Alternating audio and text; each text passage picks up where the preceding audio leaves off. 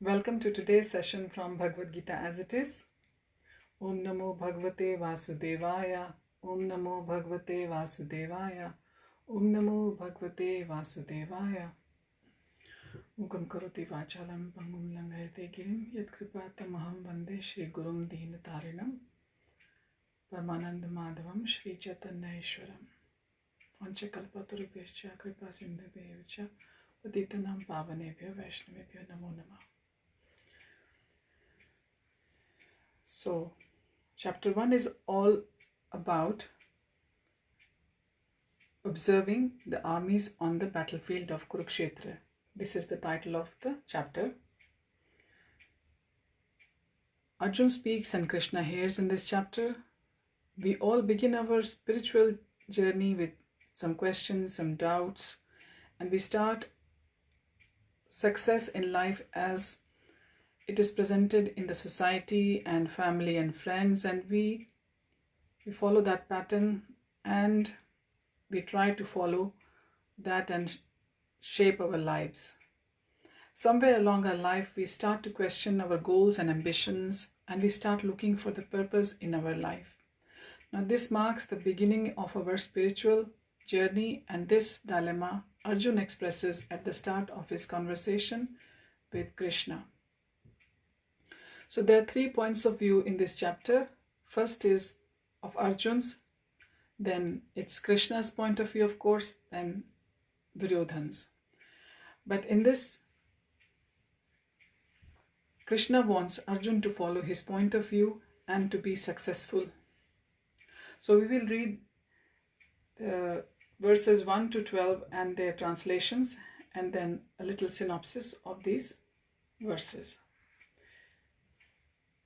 Verse 1. Dhritarashtravacha dharam kshetre kurukshetre samaveta yuyutsava mamakah pandavaschaiva kimakurvata Sanjaya. Dhritarashtra said, O Sanjay, after my sons and the sons of Pandu assembled in the place of pilgrimage at Kurukshetra, desiring to fight, what did they do? Verse 2. Drishtva tu pandavanikam vyudham duryodhanastada acharyam Pasangamya Raja Vachanam Abravit.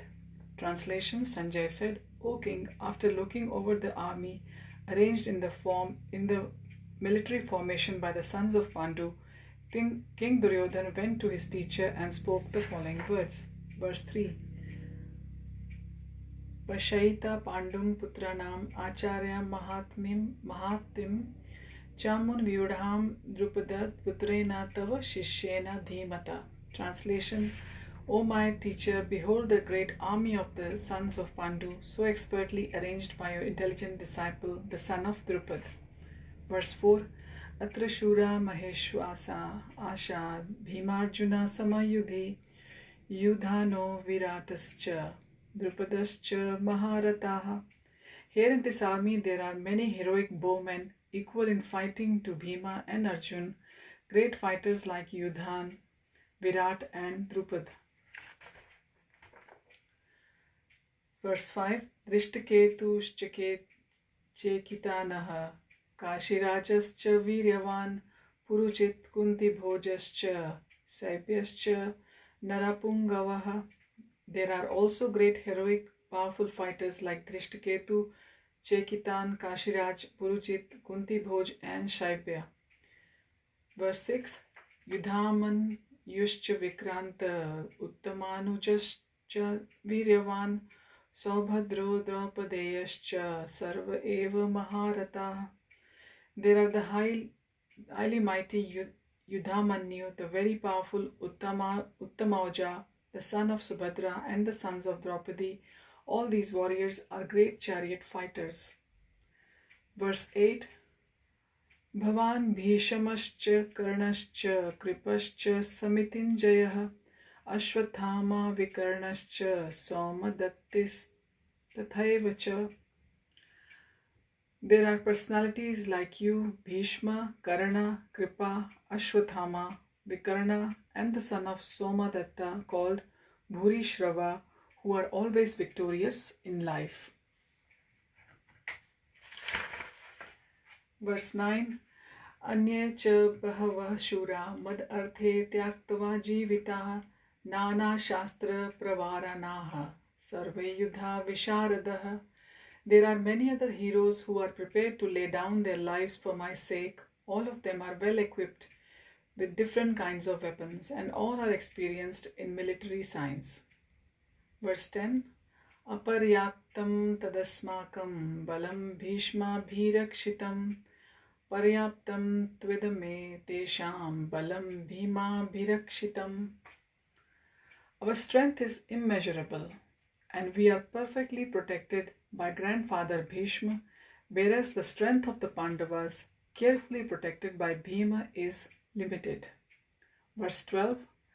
Ayaneshu cha sarveshu yatha bhagam avasthitaha bhishmam eva bhirakshantu bhavanatah sarva evahi.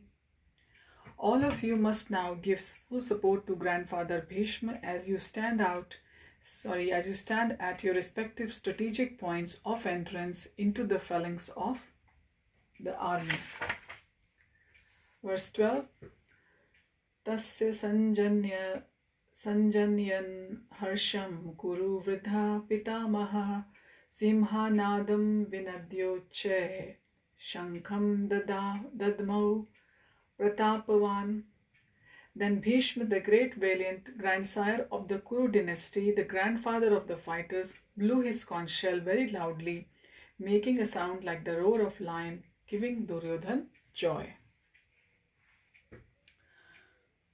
So in verses 1 to 12, we see there is a sea of soldiers assembled on the battlefield of Kurukshetra. Now, due to the stubbornness and obstinacy of Duryodhan, it's very deep-rooted material desires. Not just Duryodhan, but his father Dhritarashtra as well. Both Duryodhan and Dhritarashtra, they wanted to take over the kingdom of the five brothers, the five sons of Pandu: Yudhishthir, Bhim, Arjun, Nakul, and Sahadev. Now, Sanjay gives commentary to Dhritarashtra because he has been given special powers by the divine, so he can see what's happening on the battlefield and speak that to Dhritarashtra in his palace. Now, Duryodhan, he is very busy organizing and directing and preparing his side of the army for war to feed his big ambition of making the five brothers without any little piece of land, as he said. Now, this battle is between the two families of a clan.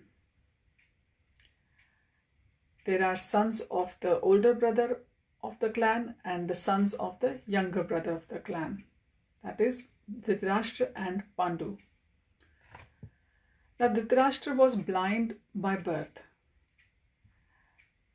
as we all know, but Duryodhan, he was blinded by his greed and by his envy and by his material desires, which had no end. Now, when a person starts thinking selfishly as I, me, mine, and is just self-centered, and when he's or she is only interested in one's personal gains and betterment, then one meets anxieties, troubles, and lots of displeasure in life. Now, entanglement in the material life makes that person completely unaware of his or her actions. Now, this is not just the disease Duryodhan is suffering. I think this is the disease we all are suffering as well.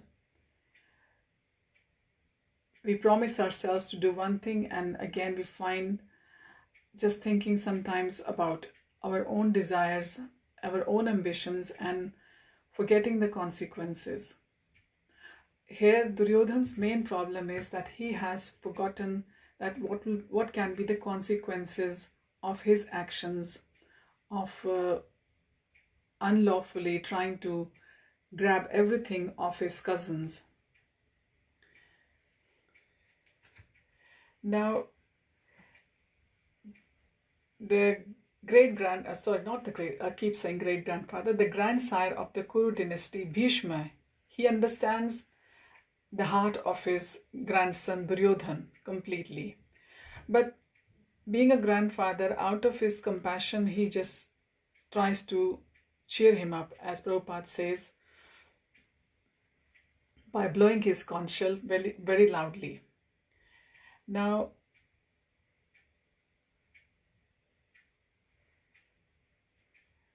he blew the conch shell. In verse 12, it is said in the purport, he did that just to kind of make Duryodhan's ambitions a little bit big-hearted. But at the same time, the grandfather, he is completely depressed in his heart, because he knows that no way Duryodhan can emerge as a winner in this battle. When there is Krishna, the Supreme Personality of Godhead, on the other side of the battlefield, and which makes Duryodhan completely loser. But being a grandfather and being on the side of Duryodhan, Bhishma Pitama, he does what he is supposed to do as a general of that army. He is in a lot of pain, being the elder of the family, to see what's happening in the family, and he can already see the results, the outcomes, but he is helpless. So these verses, verse 1 to 12, they describe about Duryodhan and Dhritarashtra, and then what is the result, which is eventually going to be the outcome of this war, and then the uncertainty in the minds of everyone, but particularly Arjun, his dilemmas, his doubts. He does not want to, he wants to fight because he's a Kshatriya, but when he sees his family members all around him, his conscience doesn't give him the permission to pick up the bow and his Gandiv and start fighting.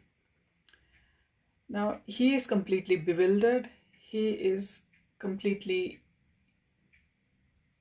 what should we say, full of doubts.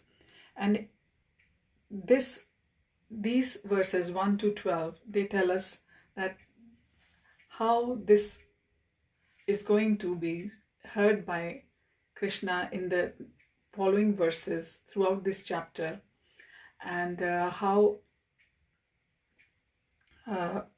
Arjun will get Krishna as a listener, and how fortunate is Arjun to have Krishna as listeners for all his doubts, and then he will get some answers in the subsequent chapter, which is chapter number 2. So we have lots to cover in chapter 1, and we will try to continue this as we go along. So I hope you had some outline of this, the beginning of this chapter which is observing the armies on the battlefield of Kurukshetra. And just to remind you again that chapter 1 to 6 is all about Karma Yoga, which is action.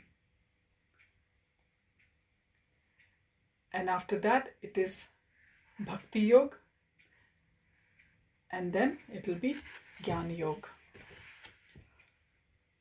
So chapters 7 to 12 will be Bhakti Yoga, and then chapters 8 to 18,